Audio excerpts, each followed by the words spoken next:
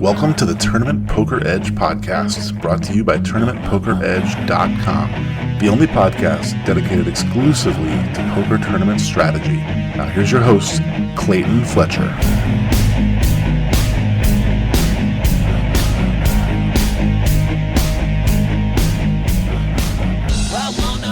Hello once again, everybody, and welcome to the Tournament Poker Edge podcast. I'm your host, Clayton Fletcher, here in New York City, just like my guest today, who is a very sought-after guest and someone that has been actually in the news, both in the poker news and the Twitter news lately, and someone that was the topic of a lot of our conversation last week. And I'm so happy to be bringing you this episode this week because we're going to have a conversation with the man himself, Jonathan Little. He has over $7 million in live earnings and untold fortunes made online on sites including ACR, although he's not playing on there anymore. Jonathan, welcome back to the program. How are you, sir? I'm doing great. Thanks for having me. Yeah, so first things first, I want to let everybody know you have a new book out. You are a prolific poker author. That's easy for me to say. And your new book is called Excelling at Tough No Limit Hold'em Games. So why don't we talk about the book first, and then we'll get into the drama that everyone wants to hear. But what is different about this book as opposed to your other works? So this is basically the second in a line of books called Excelling at No Limit Hold'em. The first one was a book where I worked with 18 other poker players and mindset experts. And basically I asked them to just write 20 or so pages about their area of expertise. And then I did multiple live webinars with most of them where my students could, get online and talk with them about really whatever they wanted, but also they got to present on additional topics. So that was a huge success. And I didn't really plan on making anything like that again because it was a lot of work on my end because I had to make the book readable and pretty. But for some reason I decided to do it again. I am an advisor for the Pocar Backing Group, POCARR.com, and I realized that they have a lot of very, very high-level content for their backees, and it's behind a private. It's in a private training site to some extent that only backees have access to. Like, wow, we should probably share some of this with the world, maybe get in front of people, maybe find some new backees who resonate with the content. And so I worked with multiple of their coaches, I believe 10 of them, and I had them make content based on whatever their area of expertise was again. So, for example, we have a guy named Bert Stevens, Draft Ganger, who's also a coach on my site, pokercoaching.com, and his chapter is big. It's like 50 pages long, going through multiple final tables where he was in a pretty tough middle stacked scenario where, you have to be kind of cautious. And he talks about using limping strategies where you get to play more hands, see more flops, and give yourself a chance to become the chip leader without actually risking your whole stack. And that was very beneficial for me. Also, another guy, Vlada Stojanovic. He may not be a household name, but he actually won the $10,000 buy-in stadium series about a month ago for $1.5 million. His chapter was on ICM, and I learned a lot from the post-flop ICM sections, discussing how if you're a medium stack against the big stack, you just have to do a ton of checking with almost everything because you really don't want to be all in if there are short stacks at the table. And as the big stack, you should be leading a ton and check raising a ton and just really blasting players when there's a short stack available at the table who could go broke in the near future because the medium stacks and other big stacks just can't do a whole lot about it. But anyway, worked with a lot of world-class players. For this book, we had John Van Fleet, who's one of the biggest winners in online poker. We had Rob Tinian, who's won the Sunday Million twice, and a lot of other great players. So check it out. I love it. I learned a lot. At this point, a lot of the projects I make are because I want to learn more about poker. And if I can share that with my students as well, then I'm happy to do it. Yeah, and you've been at it for quite a while, Jonathan. I mean, your success goes back many, many years, almost like one of the original kind of the new wave of poker stars that kind of started around Chris Moneymaker. And you seem like you're just constantly grinding. You're always playing, you're always coaching, you're always teaching, you're always writing. Do you ever get burned out? Do you ever get tired of the game, or does your love of the game just know no bounds? I certainly get burnt out if I do the same thing for a long period of time. Like every time I'm finishing up a new book, I'm like, oh my God, I'm never writing a book again. Because I'm over it, like if you sit down and you grind out something for a month or two, it's like, all right, I'm ready to do something different. But fortunately, my life is set up such that I have multiple things I can be doing. Like I can be working on my training side, or I can be teaching students, or I can be writing a book, or I can be playing poker, or I can be playing with my kids, like I have a lot of things that I can do, and therefore no day looks the same. It's not like I wake up and go to work every day and do the same thing and then come home. It's very, very different every single day. Yeah. Well, one thing you're not short on is ambition and drive and energy, and certainly opinions. And certainly recently sharing some of those opinions has led to the big news that Poker Twitter just basically had a field day with. And by the way, thank you so much for doing this show, because we were talking a little trash about you here on the podcast, you might say, last week. And then last week I thought that you were very fair. I mean, which is kind of hard to find in this world nowadays, where people seem to be on a team. Like either you are for Jonathan Little or against him, and if you're just like reasonable, then it's like that voice very often does not get heard. And to be fair, I thought everything you said about me was reasonable and rational. I mean, I didn't feel like you were talking trash. I thought like you were being honest and open and fair. And I mean, that's exactly what I would like, because certainly I'm not always in the right, and it's good whenever people point that out. Yeah. So, well, thank you for that. By the way, we do really strive to be fair, and I like you, so it's hard for me to be like against you, but also in reporting what happened, I may have said some things that might be that a lesser man may have taken the wrong way. So I'm very grateful that you didn't. Well, I think a lot of people get in their minds that what they are doing must be the right thing, because why would you be doing it otherwise? Right. And it's important to be self-aware and self-reflective and realize, for those who don't know, ACR banned me, and there were a few things they did not like that I said, but one of them was I would make jokes about how it seems like the paid ACR pros seem to run kind of hot against me. But I would always make it clear it was a joke. But they did not like the fact that if you take a 10-second snippet of it, I say, oh my gosh, it seems like the pros always spike on me, which, could be misconstrued as I'm saying the site's rigged, even though I made it very clear multiple times I did not think the site is rigged in my stream when I was playing, because I would sit there and play 16 tables at a time, playing the highest stakes games on the site. And if you take that 10-second snippet, if you're not allowed to say stuff like you think the site's rigged, then I guess I deserve the ban. And I said it often, and I said it frequently, and I thought that was okay to do, because the guy who banned me, Phil Nagy, often posts on Twitter about how he's going to turn on the doom switch on people, which means that, hey, that's a fun thing to joke about, unless maybe he actually has a doom switch, I don't know. But I hear their paid pros talk about, oh yeah, the site's rigged either one way or the other, when they get lucky or when they get unlucky. So I thought it was fair game, but clearly it was not. If you're a player, you're not allowed to joke about such a thing, especially if it's to a big audience. Right. Well, from watching the 5 or 10 second clips that were being posted as evidence of why you allegedly deserved your ban, it doesn't appear that you are joking. But then upon further review, if you look at those clips in context, as you shared several other examples, even using the same clips but using the full version and not just the 10 seconds that feels more like a gotcha, it does appear more obvious that you're joking, and that it is kind of a running theme that you have. And to be fair, many Twitch streamers have a thing that they say a lot, or that they joke about a lot, or like in the case of Killing Bird, he always drinks. He likes to use certain expressions a lot, like I see you in the online streets. There's almost like a lingo. And I do find that you're not the only streamer in the world who ever said this is rigged. Kind of the go-to comment. I want to make it clear, though, I don't think it's rigged. That's the issue, is that, like you said, people took 10-second clips and then clipped out the very next sentence where I say that's obviously a joke. And I have a bit of dry humor. I'm not that's the kind of humor I do, and a lot of people like it. Some people apparently don't.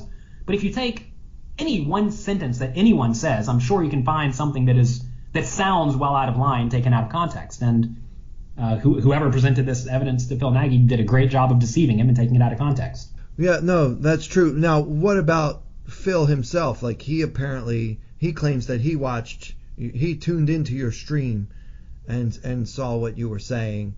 and didn't like it. And okay, so first question, there's so much to unpack here, but the first question is, do you have a problem with Phil's decision to ban you from playing on his site? No, I think if you own a private company, you can do whatever you want. So I have no problem with being banned from any site for any reason. I'm sure I haven't read their terms and conditions, but I'm sure it's in the terms and conditions that they can ban you for any reason. If their reason is they don't like Jonathan Little, they can ban me. And they're not regulated anyway, so... Even if they were, if they're still a private company, or even a public company, I mean, you can do whatever you want, right? And I have no problem with that. Right. And if that's the case, I mean, just make sure people know that that's the precedent. If we don't like you, we're going to ban you. Yeah. And if we don't like that you joke about us, we're going to ban you. Or if you even say it seriously, if you say our site's rigged to many thousands of people watching that we think your site's rigged, seriously, we're going to ban you. And that's okay, right? Right. So now people know the rules. It's very nice when the rules are clear so that you know not to break the rules if you still want to be able to play on the site. Sure. And maybe when you were making those comments, those rules weren't clear, but you must have always known that there was some chance of repercussions if you make certain comments, right?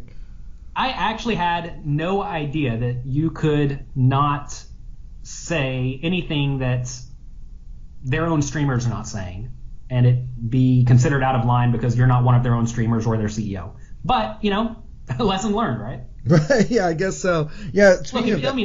I'm clearly playing on the site over every other site. And to be fair, I didn't really even play on any site that caters to American players before COVID happened. And I realized, I'm not really playing a ton of poker. My students had always been asking me to stream, and I just never did it because I would only play when I'd go overseas, and I would just make a point to play as many tables as I can. And, I'm usually just on a laptop, and it's not a great streaming setup. But so I said, fine, I'll start streaming on Sundays. And it's not like I was playing to try to make a living or anything. And I was doing it for the fans. And, there are plenty of other places that will let me play. So it's not like this is a horribly bad thing where now I'm going to be out of making a living. And that was something Phil said back in the day. He said he would never ban someone and take away their ability to make a living. But he's like, Jonathan Little doesn't make a living for my site, so we can ban him. Which, hey, again, fair statement. Yeah. Some people think that's hypocritical to say that we would never ban someone for speaking poorly of us, and then he did it. But, again, you're a private business. You can do whatever you want. Of course, you can do whatever you want. But do you have any regrets about what you did or what you said? Or if you could go back in time, would you maybe play this a little differently just to kind of preserve your ability to get involved in some of the juicy games on there? I certainly would have been more tactful, I'm sure. I don't have to make jokes, right? I could just have a boring stream where we just sit here and literally only talk strategy the entire time. But, another issue I have is that some of their paid pros have made it very clear. They stated multiple times they think that your money is as safe at ACR as it is on a licensed, regulated, FDIC-insured bank. And that seems ridiculous to me. So I said that's ridiculous. And to be fair, if Phil Nagy thinks that the money is safer than a bank, and I'm saying it's not, then if you think that's an out-of-line statement, then ban me. I think he also did not like that I kind of bundle all of the sites that operate illegally in America into the same bucket to some extent, because he seemed to not like that I compared him to lock poker, which was very, very devious back in the day, where they would be operating, paying lots of money on advertising, but then not cashing out anyone. And they did this for a year. Obviously that's pretty much as bad as you can do. Beyond, it's straight up running off. Maybe it's worse than straight up running off with the money because they're still operating and getting new players, right? Yeah, getting more money that they're never going to give back, right? Yeah. Right. So, I understand that you may not want to be compared to people in that bucket, but I was not saying that you are like them. I'm saying that you have one thing in common with them, which is you are operating in America unlicensed and unregulated. And, that's just factually true, right? And so I feel like a lot of stuff I said was true, besides the jokes about the sites being rigged. And again, they were jokes. I'm sorry if they didn't think they were. I made it very clear multiple times they were jokes. They seem to ignore that. Anyway, I think everything else I said was very much just true, but that does not necessarily paint ACR in a positive light. And it's tough. It's tough because I'm going to tell my students, don't put a ton of money in any of these sites that cater to Americans because there is a chance every single one of them goes down because there have been plenty of them that have gone down in the past. And people who had their money there either lost it or it was locked up for a long time. And I don't want that to happen to my students. Because at the end of the day, my loyalty is not to ACR or any poker site. My loyalty is to my students because they pay me money and I love them, right? It's really what it amounts to, is that you're loyal to the people who pay your bills at the end of the day. And my students pay the bills to some extent. And it's my job to make sure they do not potentially make a detrimental mistake like putting money in a site and having that site shut down and then that site not giving them their money back. Because I remember Lock Poker, I remember UB and Full Tilt and the ones from even before that. And like even some of these sites were operating in what they didn't even know they were doing anything out of line. Like I remember NetTeller locked up people's money for a long time, where I final tabled the PCA and one of the players there took all the money and put it in NetTeller. I put all my money in PokerStars. NetTeller somehow had their money locked up for like the next year, and that player couldn't cash out their money, and that's just ridiculous, right? And so you learn, don't put all your money in any one site because something may happen. And apparently they did not like me saying don't put all your money in ACR. Yeah, and in fairness, Jonathan, you actually made that same point.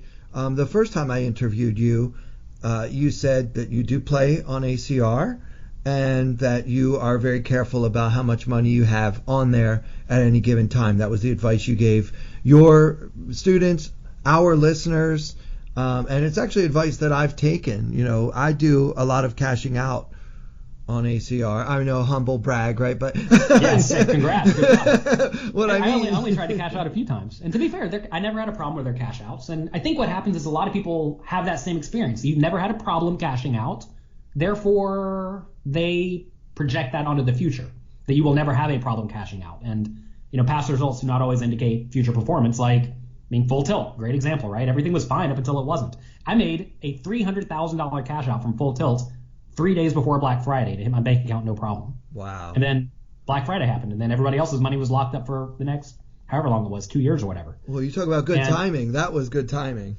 It was very, very lucky. Right. I mean, sometimes you're lucky.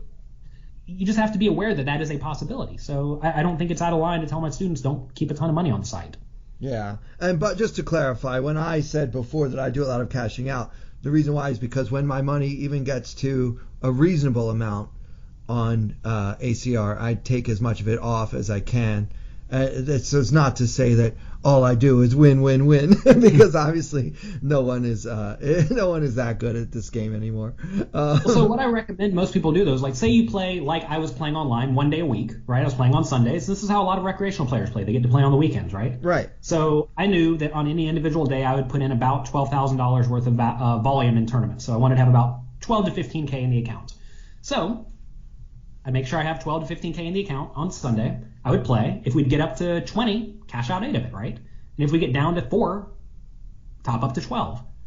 And I don't think you have to be like super stringent about it. Like if I got up to 20, sometimes I would just leave it in there. But if I ever had a big score and got 200 in there, I would obviously cash out a pile. But back in the day, people did not do this. I want to make that clear. I used to play sit and goes on Party Poker, and I was playing $200 buy-in sit and goes, where the bankroll you need is maybe like 40K. And I'd be sitting there with like $300,000 in my account for no reason whatsoever. I just didn't need the money. And that was stupid, even though, you know, Party Poker has been like the most trustworthy site. And I just didn't know any better back then. And there's no reason to treat a poker site like a bank account.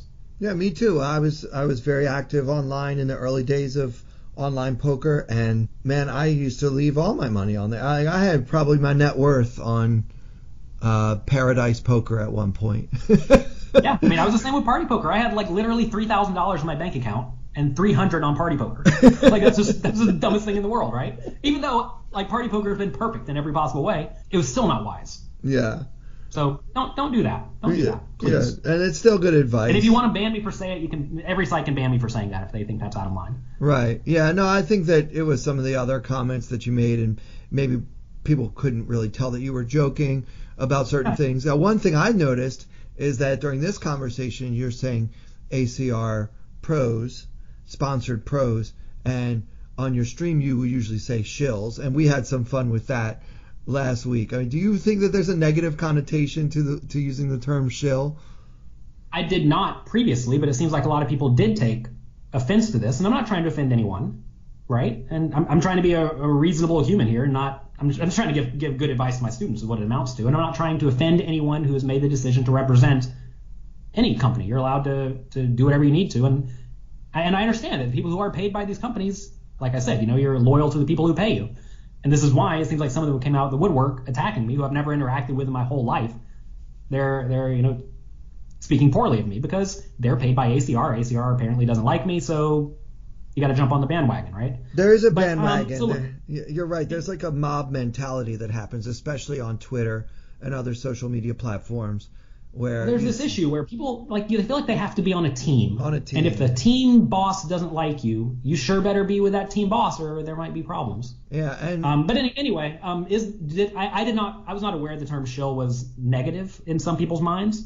But if it is, and you tell me that's out of line, I'm not going to say it, right? Like there are plenty of things you don't say that have negative connotations or whatever, like you were just oblivious to. But like in my mind, a shill is someone who is paid to try to promote something, and that's it. And it turns out usually shills are paid to promote gamblers. I mean, I know Phil Nagy plays plenty of poker, so I mean they're promoting Phil Nagy and his company, so they seem to enjoy gambling. So I didn't think like anything of it. But if they don't like it, I'm happy to not do things that offend people. I'm not trying to offend people here. Yeah, I mean, as I pointed out, you already changed your usage of that word in this conversation. So I mean, like if I'm ignorant about something, I don't want to be ignorant about it. And if you tell me shill is a bad word, I won't say the word shill. Like I don't care. It's not like that's not a problem. Clear. And if I did offend any of them, I'm sorry. I wasn't trying to offend you. Yeah. Well, I mean, like I said, people have to pay their bills, and if they choose to pay their bills by being paid to represent a company that is operating in an unregulated environment, that's their business. They can do whatever they want. However, their followers should be aware that what they are saying may not be in their followers' best interest, because they're not paid by their followers. They're paid by the unlicensed, unregulated company, right? And this is a tough thing because I would have no problem representing some of the poker sites that I think are doing everything right. And if they do start sponsoring Jonathan Little, which there's no deals in the future as far as I can tell, but if they do start sponsoring me, you should probably take what I say about them with a little bit less weight, right? Because I'm now paid to make them look good. And hopefully people are smart enough to realize where the money comes from in various businesses. And if you are following someone who is paid by a company to make that company look good, understand it may not be 100% honest. Absolutely. It may be 100% honest, or it may not be. Right. And this is where you have to really trust the person, because I would not work with ACR or any unregulated site. I have plenty of offers to do so, and I just don't, because it's not worth it. I don't need to do that to get by, and I don't want to do that. Do you really think you could make $100,000 a month doing that? Because if you do, I think you should. All right. So my training site's doing quite well. We have about 5,000 paying members, which is, you can extrapolate a bit. And I have a pretty big email list, many multiples of 5,000. And someone did the math, one of their paid representatives, not shills, one of their paid representatives. Great. And they did some back of the envelope math. You convert 3% of your people. Each person rakes, I think it was $100 a month. You get 20% of that or 25% of that, and it comes out to about $125K a month. Now, some people say maybe you'll have horrible conversion. I would have to change my business model to do this. I would stop, or I would at least have the option for people to get my training site for free if they rake, let's say, $100 a month or whatever, or $500 a month, whatever we needed. Basically, we take over the strategy of the company pokerstrategy.com back in the day, where you provide training in exchange for you playing, and we get all of your rake back. And do I think that's actually possible? Some people think it's not, but everybody does not know every aspect of my business either. So the key point is here, you didn't just pull that figure out of the air, right? You didn't just make up a number. One of their people over lunch with me discussed it, and we did math, and we figured out 125K seemed reasonable, so I could assume a little bit less. Do you want to do it? And I said no, because it just doesn't make sense. Right, because you don't want to have to say things that you don't feel and that aren't in the best interest of your students. And also, I know that if you make a deal with one of these sites that is operating in an unregulated market, if poker ever does come back to America, the good actors are not going to want to work with you. Right. And it turns out if you're operating if you're in a very open market, like if American poker, if and when it does come back, you would certainly like for them to work with you. And in reality, I think Jonathan Little is a good candidate for them to work with, because I have a lot of American followers, right? Yeah. So I'm not going to do anything to tarnish my brand. And also, say, I don't know, World Series of Poker offered me a job tomorrow doing whatever, promoting them. Like that could end up being very valuable long term, and I don't have any fear of them going broke and taking everyone's money. Because, I mean, look at Lock Poker, right? There were some Lock Poker pros who stayed with Lock Poker until basically the end, and their reputations were essentially ruined. A few of them bailed out early, and they salvaged their reputations, but a few of them stuck around, and basically none of them are in poker today, at least not in the public light. And I do not want that to happen to me because I make money by helping people get better at poker and by people generally wanting to learn from me. And if people hate me because they know that some number of my fans had all their money on a site and the site took it, that's going to look really, really bad. So that's not what I'm trying to do. The downside is just so detrimental to the point that I don't want to do. It's like doing illegal things, right? Like, imagine I could be a drug dealer or something and make tons of money doing it. Would I do it? Like, the answer is no, because I don't want to go to jail. That'd be terrible. Yeah, I get your analogy. It's not perfect, but I get what you're saying. I mean, it kind of is to some extent, though, because at this point, I make good money from teaching people to play poker. And if I somehow deceive people and tell them to do something that ends up wrecking them, that's going to look horribly bad on me. I think a lot of people approach this from a different mindset than the way I approach it, because most people who play poker to try to make money for themselves, period. They're not thinking in terms of scale. They're not trying to help other people and benefit other people. And they don't recognize that if you have, a bunch of people who are willing to give you $10 or $100 a month, like, your allegiance now very much shifts from trying to look out for specifically yourself to trying to look out for all of those other people. Because if you treat them right and help them get better at whatever they're paying you to get better at, you're just going to crush it. And at this point, I don't care if every online site banned me, I wouldn't care, because that's not where I'm making most of the money anymore. And a lot of people are not in that spot, which is why they don't understand. And that's understandable, right? People are not going to understand if they don't understand the scenario. It's very hard to walk in someone else's shoes and to see things the way that person sees them. So I wanted to ask you, who would you consider your role models? Maybe not so much from a teaching standpoint, but just from is there anyone that comes to mind when I ask that question, like that you admire and would like to try to emulate? The answer would be Mike, because he was the poker ambassador, right? He helped everyone loved him, and he somehow got in front of the masses, and everybody who knows anything about poker knows who Mike Sexton is. So he's good at marketing, he's good at promoting, he's good at playing poker, and he's the guy. I mean, one of my favorite memories is I was at Montreal for a tournament, and I was having a breakfast, like I often do at tournament stops, for whoever wants to come by before the main event. So the day before the main event, I'd have a breakfast. I'd email my students, tell them to come by, I'll buy a breakfast. So I mentioned it to Mike Sexton. He's like, oh, that's a good idea that you're doing this. So then the next day, we're having the breakfast, and Mike Sexton just shows up 90 minutes early before the tournament. It's like, yeah, I figured I'd come have breakfast. And, the fans loved it. It was amazing. And that's just like the kind of stuff he would randomly do, where he thinks, he might as well, he's awake. Instead of sitting in his hotel room by himself, why not get up and go make the day for some people?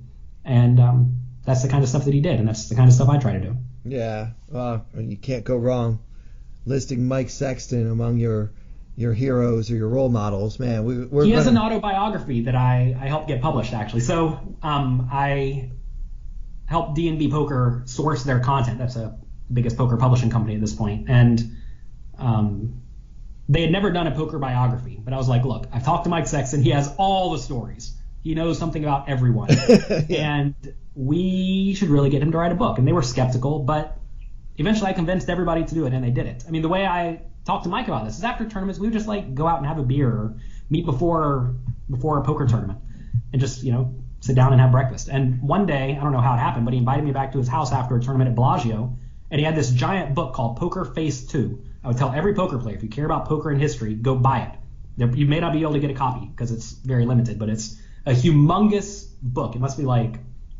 30 inches in width. And it's full of pictures of poker players from the 90s and early 2000s. And we were just flipping through looking at the book, and Mike knew a story about every single person in that book. And I'm like, literally, it's like a 500-page book too. It's not small. And he just knows everything about everything. And fortunately, we got the book written, and it's great. Check it out, Life's a Gamble. If you get the audiobook version, he reads it himself. So I think that's a good thing for people to do. And I think learning the history and where we come from is very important, because a lot of people have not been in poker all that long, because in most things, people come into it, they do it for a little while, then they quit. And it's important to know all of the efforts and hardship the earlier dedicated poker players went through to give us the great game we have today. We should never take that for granted, because they really did blaze the trail. So, Yeah, I've never read that book. I'm certainly going to read it now that you recommended it. You know, I was always a huge Mike Sexton fan. I told a story or two about him in recent episodes, so I won't rehash those. But he's someone I always admired, and to be honest, you are too, Jonathan. I was really upset to see people trashing you on Twitter and kind of bad things happening to you, because I think that you've been a good ambassador for the game. Well, thank you. I would say, though, that I don't feel all that bad about the way things went, because at the end of the day, if you're going to ban me for saying jokes and saying things that protect my students and make sure they don't get screwed somehow down the road, I mean, I deserve it then, right? Because I'm going to say jokes, and if you're sitting there streaming for 16 hours, you're going to say jokes eventually. And I'm going to protect my students. And like I was talking to my lawyer about this, and he's like, yeah, because he was prepared to do like slander and libel suits if necessary, but it's like not necessary because I came out looking great, and ACR came out looking, well, not so great, because it turns out if you ban people for speaking, it makes you not look so, I don't even know what the right word is. Trustworthy is not the right word, but it makes you look pretty aggressive. Yeah, it certainly was aggressive on their part. I understand why they did it, because basically, in Phil's view, what you were doing was hurting his business, and getting rid of you would have helped his business. And when you make business decisions, for most business people, that is the entire list of criteria. It's like, does this help my company or hurt my company? And having this man telling people not to put money on my site, what yada yada yada, whatever you were saying. That's the thing, though, is that I think a lot of people misconstrued is that I was playing on this site for many thousands of dollars. I know you were, yeah. I mean, like, I'm not telling people. I told people it was the best option of the unregulated sites. And Bill said something to the effect of, like, if you say it's a bad site and it's the best of the bad sites, is that really a compliment? I'm like, well, if it makes me go and play there because it's the best of the options, I think it's better than me saying it's the worst of the bad sites. That is true, yeah. And I gave my businesses a site that had good volume. Their software worked, solid 90% of the time. It only crashed 10% of the time or so. So it was reasonable, right? And I know for a fact a lot of my students went and signed up there and played there. To be fair, they didn't put a lot of money on there, and I know that every time you cash out from a poker site, it costs the poker site a little bit of money. So maybe they didn't like frequent cash outs or whatever. But I don't know if I was even necessarily a net negative for the site, because I have a ton of people watching me play when I was playing, and I would recommend the site to all of them if they want to play online poker from America. Well, Jonathan, I have a show business, entertainment background, and we have an expression, there's no such thing as bad publicity. And you see it every day, like some horrible news story comes out about this celebrity or that celebrity, and then the next thing you know, that celebrity's selling 10 million copies of a book or getting a part in a movie. It's just, if people are talking about you, it's good. Maybe that was ACR's plan all along. Yeah, it could be. So this could be a net win for them as well. So anyway, thanks for sharing your thoughts on it with me, and it's something that all of our listeners have been eagerly following, and of course, many of them are playing on ACR as well. So well, you're welcome, and I wish it would have gone down differently, because in reality, if Phil just sent me an email and said, "Hey, I see you're talking poorly about my site. Will you please stop?" I would say, "What am I doing out of line?" He would have told me, and I would have stopped. Because if you tell me you don't like the jokes, fine, I don't have to make these kind of jokes, because I'm not trying to offend anybody out here and make people think that I'm saying something that I'm not. And that's not how it went down. I'm not sure why that's not how it went down, but it is what it is. To be fair, I did have him blocked on Twitter because about 3 years ago, he was consistently trolling me. Every time often when I post something, he'd post something like really nasty and snarky. To be fair, like he posted whenever he banned me. And so I blocked him because I don't deal with nonsense like that. I ban people from my Twitter. So I certainly don't have a problem with him banning me. But right. I don't know why they just wouldn't be logical, reasonable, rational people, especially if I still would have continued just playing every Sunday on their site, and I would have been less aggressive. But apparently that's not how they operate. Well, this is interesting. Now, this is kind of breaking news. I don't know if I heard this before.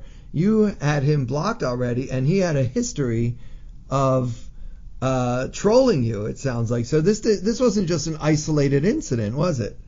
I think he was troll. He used to troll a lot of people. He would just always post like aggressive, snarky things, and I don't have to deal with that in my life.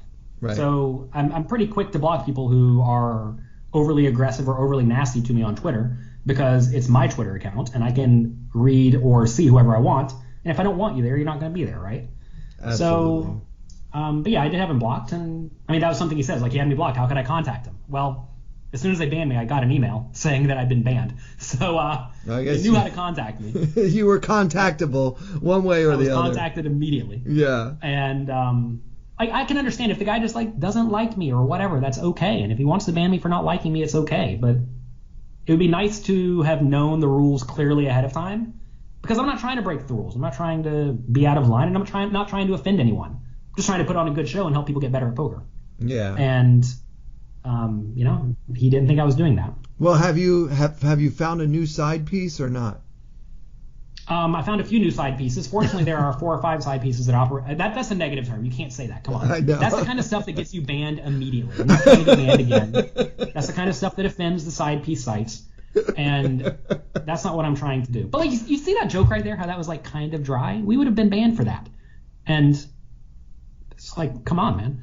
But yeah, there's some other sites. They have reasonable volume. I mean, the reason I played on ACR to begin with is because it had the best volume. It did not have the best software. It did not have the softest games, but it had the best volume, right? Which is all you really care about to some extent if you want to play high stakes. But there are other sites that have plenty of $200 to $500 buy-in tournaments, and if you play 3 or 4 of them, you can easily get in the volume. Sure. Oh, in case anyone didn't get my joke, Phil tweeted that. Don't get banned. Don't get banned. Yeah, Phil tweeted that Jonathan was treating ACR like a side piece. So that was the reference there, just in case anyone was not following the story as closely. You made the substantial blunder, though, of not interweaving that into the same sentence and same breath, because there was definitely a solid 7 seconds in between those two statements.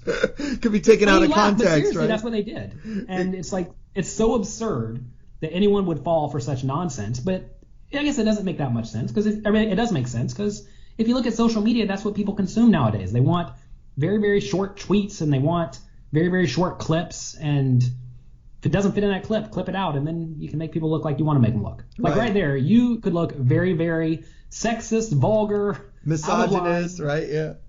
Yeah, but you're not. I mean, I presume you're not. No, I don't know you all that well. I mean, but now we never know, right? And that's a bit of a problem with social media. You can make people look however you want to make them look if you try hard enough. Yeah. Well, I would love to continue down that road, Jonathan, but we are on a time schedule, and of course, it would just be horrible to have you on the podcast without at least doing a little poker strategy. So did you bring a hand we can talk about?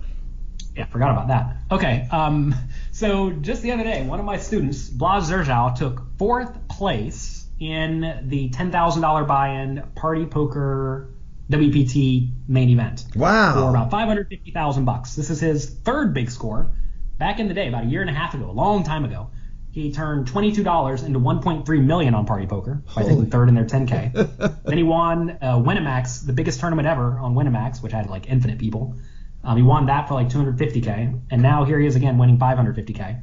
And I love him so much because he's smart and disciplined. And like even this tournament, he realizes like, yeah, I have over $1 million, but I'm going to still keep my average buy-in at $300 or something like that. So it's not like he's just blasting off playing high stakes, because to be fair, he's smart. He's not definitively sure he is a huge winner yet, right?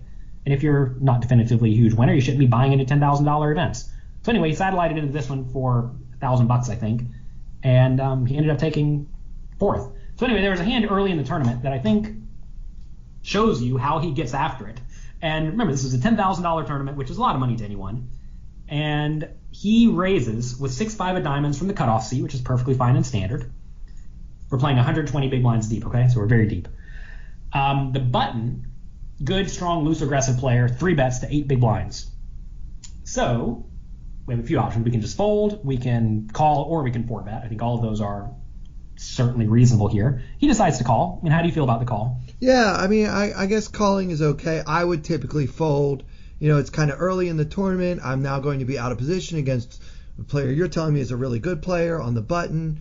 I mean, I do have enough of a stack that I have the implied odds. If I do happen to flop really well, I might be able to make a lot of money on this hand. But I think in balance, I would typically fold here, and maybe I would probably call with hand like Jack 10 suited, maybe 10-9 suited, but I think all the way down to 6-5, I would probably just throw it away. How about you?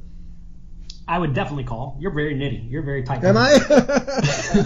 I mean, look, whenever you're playing pretty deep in tournaments, I think it's fine to splash around with good suited connected type stuff. And yeah, this is on the lower end, and certainly, like I said, you could fold, you could 4-bet if you felt like. You can kind of do whatever you want here.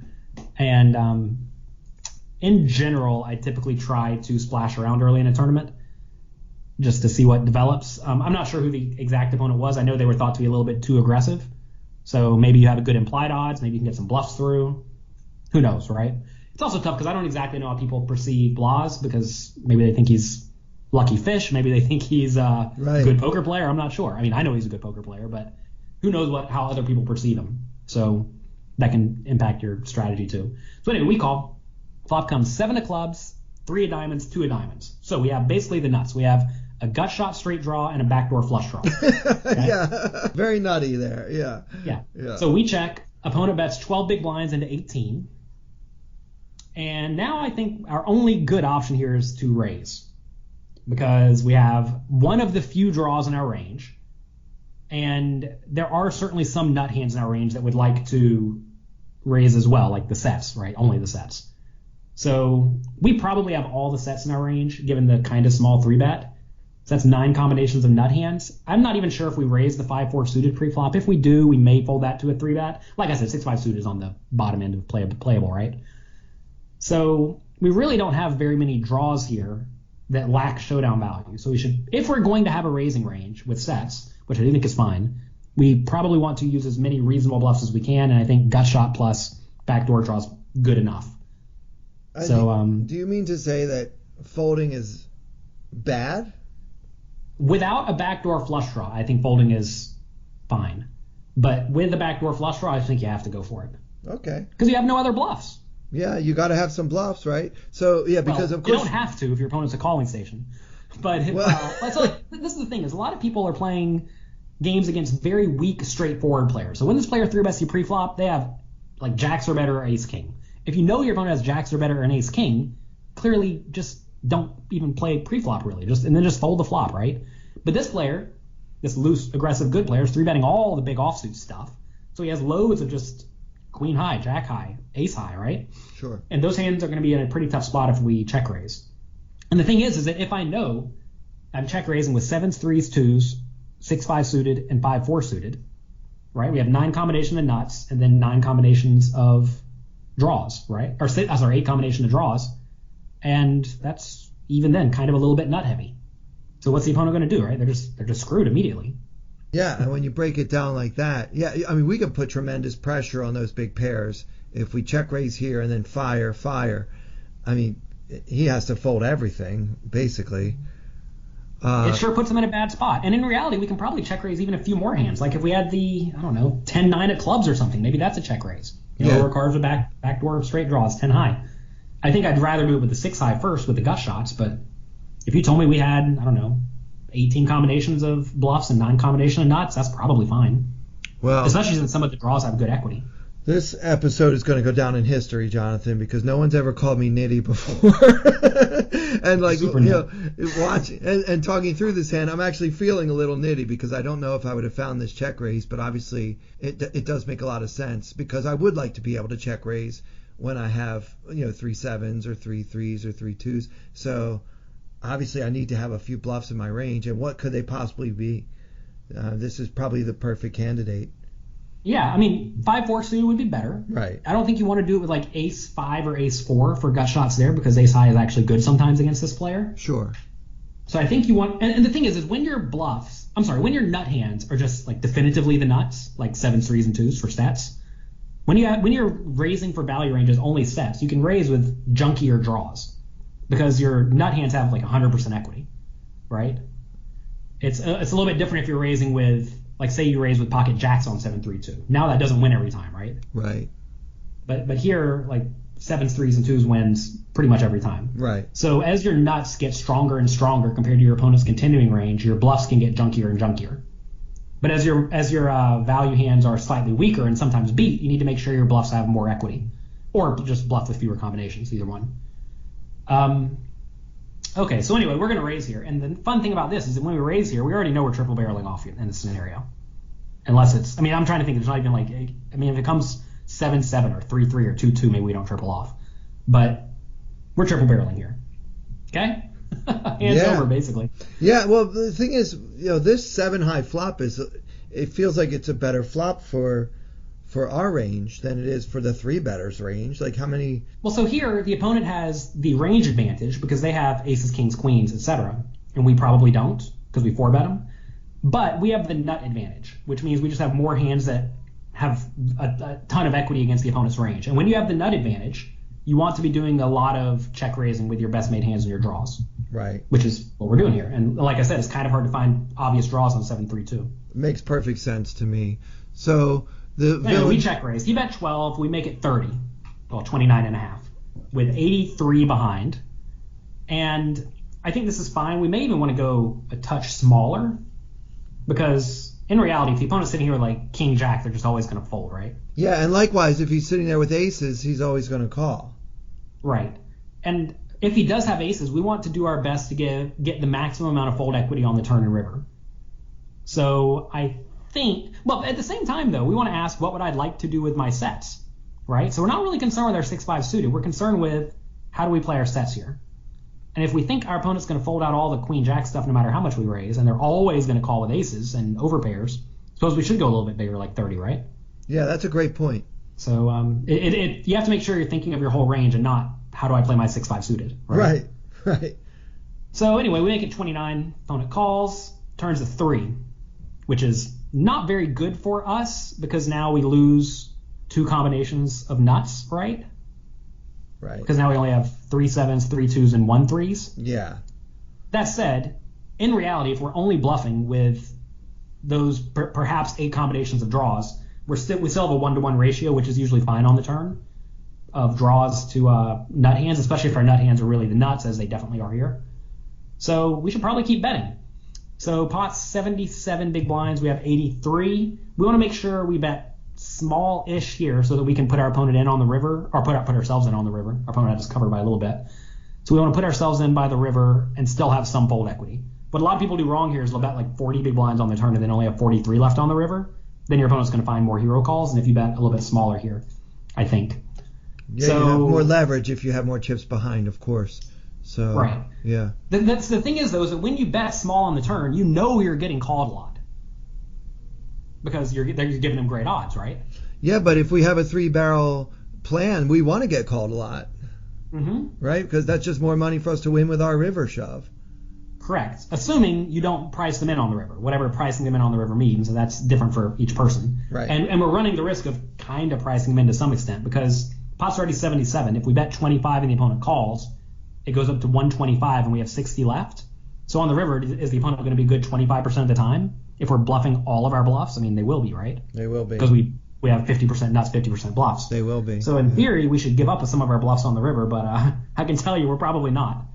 Yeah, so, that wasn't the plan. That's not why we check raise the flop, because we have a 3-barrel plan here. So yeah, but that does make sense though. So let's bet small here on the turn so we can leverage that later, at least to some extent. Yeah.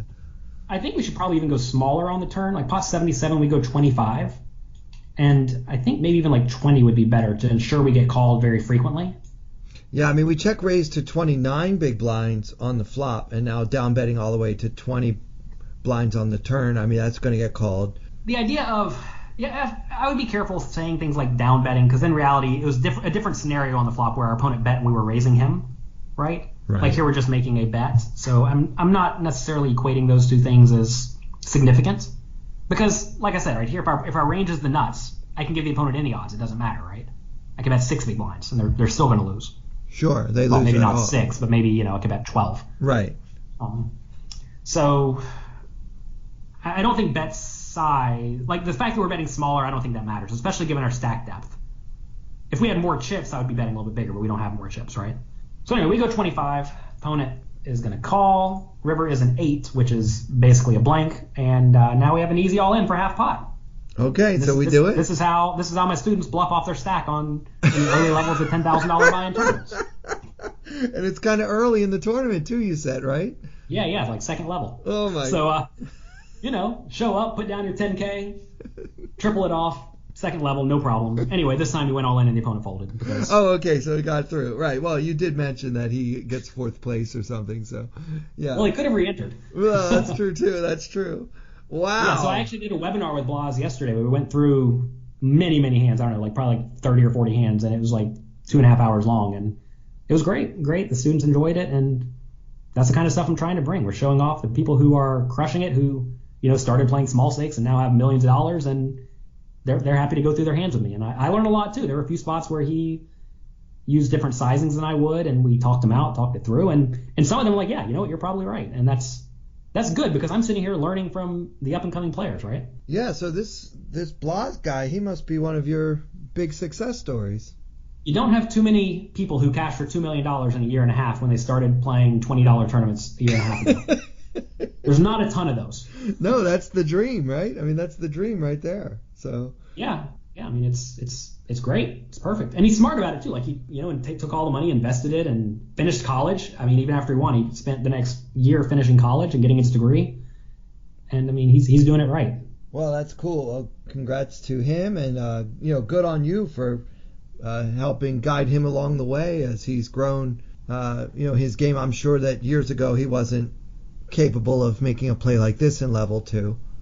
Well, maybe he was. I think if anything, I've toned him down a little bit. Oh, so he's got that in him. He's got a little bit of that. He's one of those who's not afraid to battle. Yeah. But I mean, to be fair, if you take a student who is overly aggressive, I think it's actually easier to make them big winners in tournaments than people who are way too tight and passive. Because tight and passive people just really don't like running big bluffs. And you need to run big bluffs sometimes. It's just part of good poker. Whereas, you tell people on this 7-3-2 board, all right, you probably don't need to check raise literally every hand, right? Don't check raise every hand, only check raise the few logical draws. And they can learn that and they do it. And then they're not drastically over bluffing anymore and they print money. But I mean, like even when I'm playing, whenever I'm streaming online, I'll find myself in spots where I'm like, okay, I know this is a bluff. I think I'm getting called every time. But I still just do it because I know it's the right play. And a shockingly high amount of the time it works out. Like right here on the river, when you bet half pot, you're like, oh my God, this guy clearly has an overpair. He's definitely really calling, right? Yeah. The answer is yes, they are. Well, especially when the 3 pairs, and that kind of eliminates a lot of your strength. I think that in Villain's shoes, I'd probably end up calling a lot, but I guess maybe when you're in the moment and you're like, geez, it's level 2. This guy has done nothing but fire. Can I even call it down with like queens? I don't know. Like it's easy sitting here knowing the guy has 6 high, but yeah, the nice thing is too about this is that your opponent knows or at least presumes you're going to check raise the sets, but they don't know you're going to check raise a 6-5. Right. And also maybe you don't play every 6-5. Maybe they don't even think 6-5's in your range.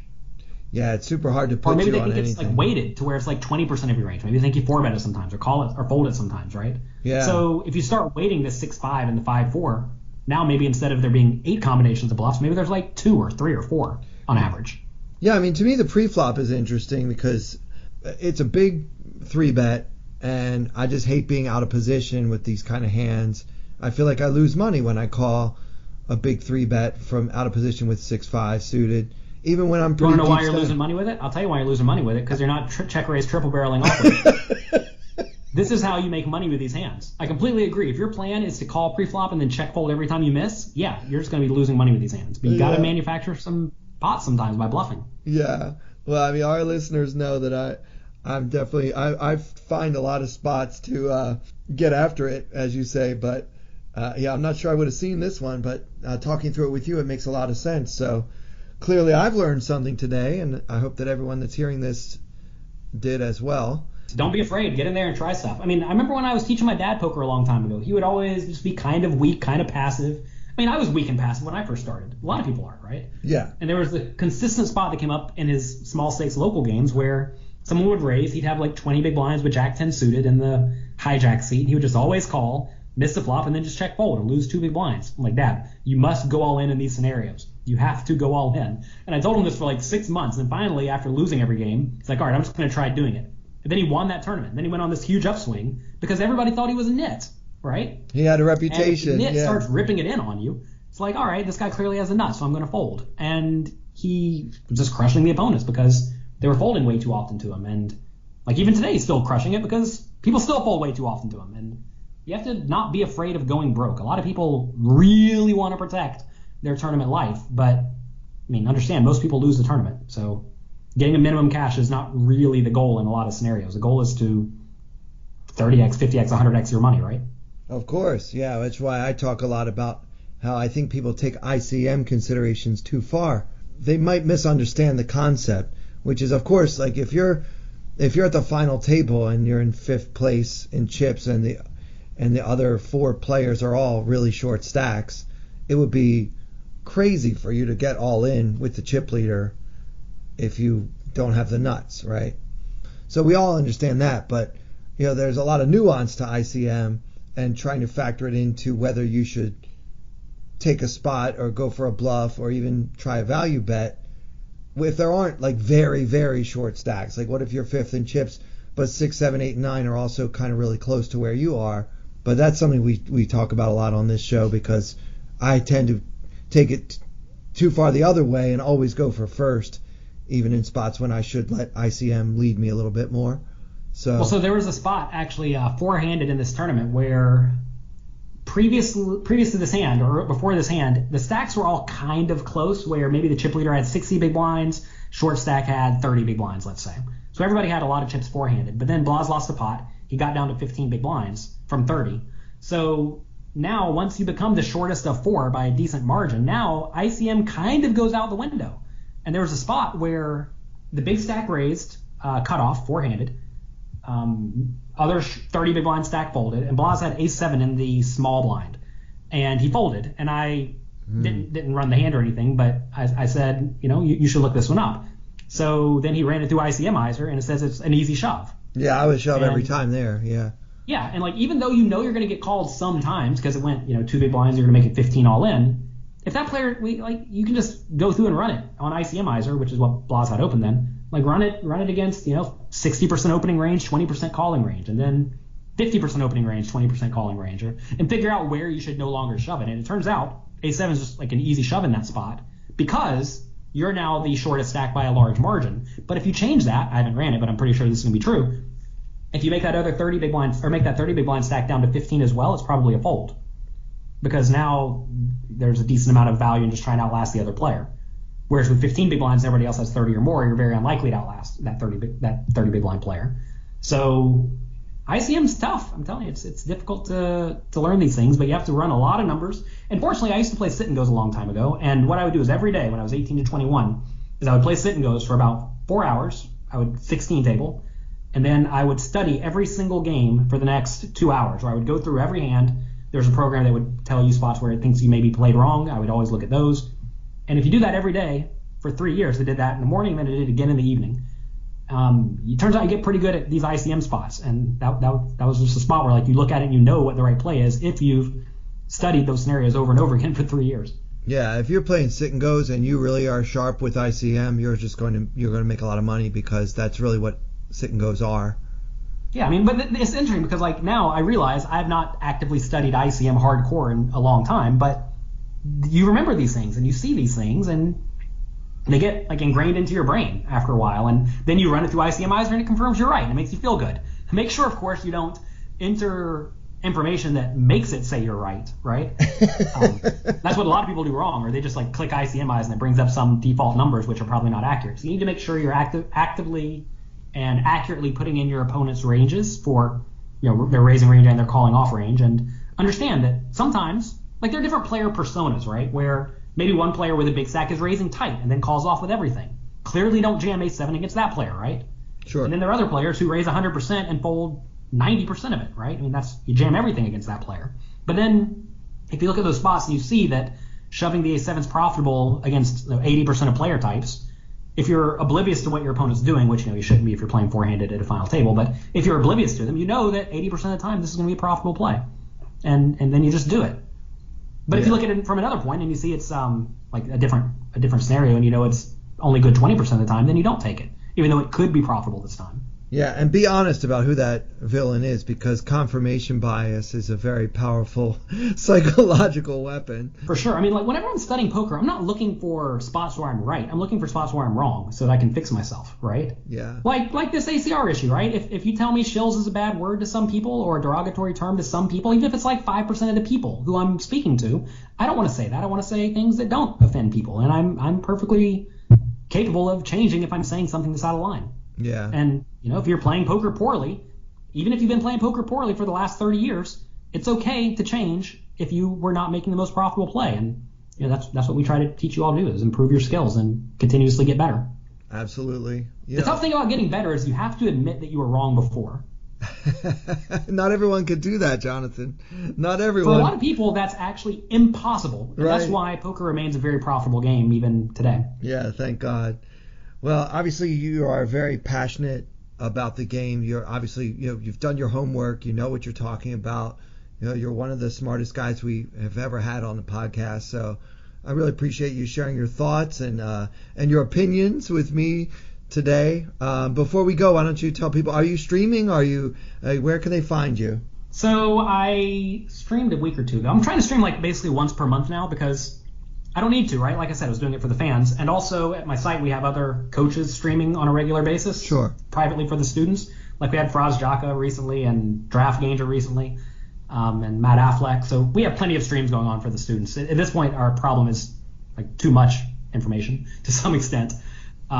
So I'm not streaming a ton at the moment. I'm apparently getting set up on a Bovada at the moment, and they're taking their time. But once they get set up, I'll probably stream every once in a while. But I make loads of content on my site, pokercoaching.com. Check it out. You can get a free trial membership where you can take a look at some of the stuff there.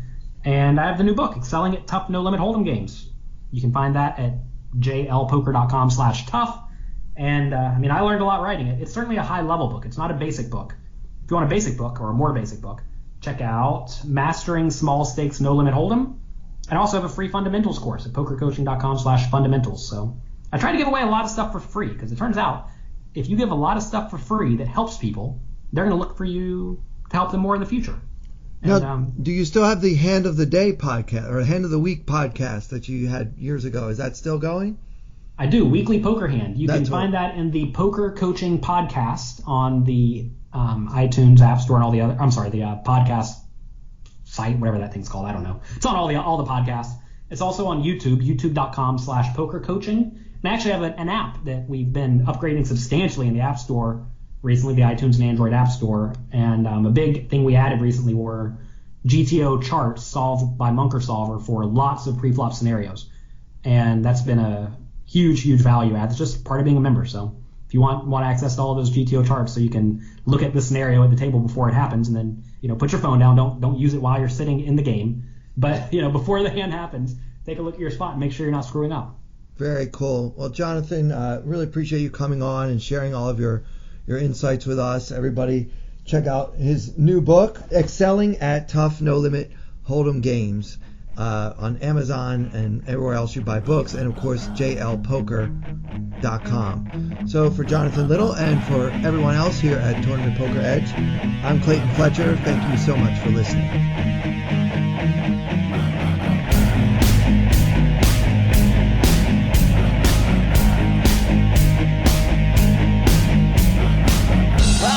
Hold 'em like they do in Texas, please. Fold 'em, let 'em hit me, raise it, baby, stay with me. Luck and intuition, play the cards with babes to start. And after she's been hooked, I'll play the one that's on her heart. Oh, whoa, whoa, whoa, whoa. I'll get her heart, show her what I got. Oh, whoa, whoa, whoa, whoa. I'll get her heart, show her what I got.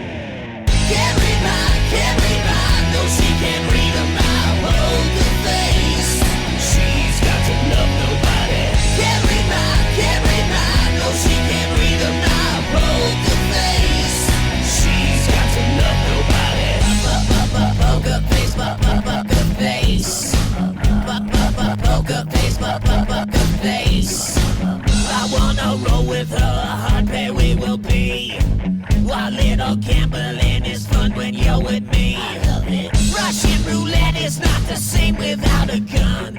And baby, when it's love, if it's not rough, it isn't fun. Oh, whoa, whoa, whoa, whoa. I'll get her heart, show her what I got. Oh, whoa, whoa, whoa, whoa. I'll get her heart, show her what I got. Can't read mine, no, she can't read my poker face. She's got to love nobody. Can't read mine, no, she can't read my poker face. She's got to love nobody. Poker face, poker face. Poker face, poker face.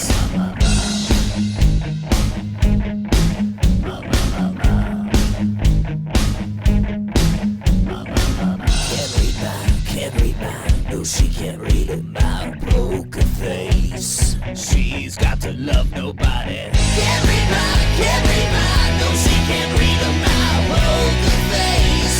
She's got to love nobody.